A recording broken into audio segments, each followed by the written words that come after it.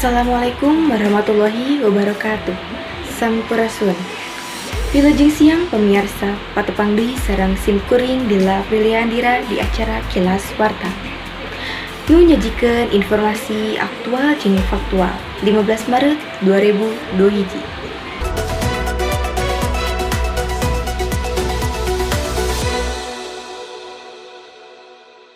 Pamirsa, sabundeureuan dunia nu jadi gamparkeun ku ayana virus anyar nyaeta virus corona.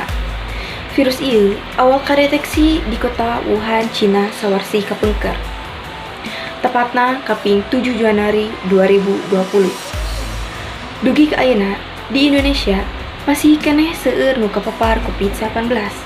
Sareng ciri-cirina nu kaserang virus corona nyaeta muriang, nyeri ti koro, batuk, jeung bersin-bersin. Ditambah jeung gejala lainna. Salian teh eta, yen suhu awak jalmi bakal langkung ti suhu 36 derajat dugi ka 37 derajat lamun kainfeksi virus corona.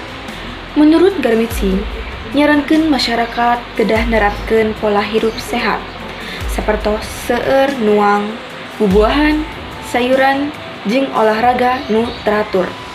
Supados awak tegampil ka infeksi virus corona. Pemirsa, sakitu waktu nu bisa abdi dugikeun dinten ayeuna. Abdi Dilla Apriliandira permios undur diri. Wilujeng siang. Wassalamualaikum warahmatullahi wabarakatuh.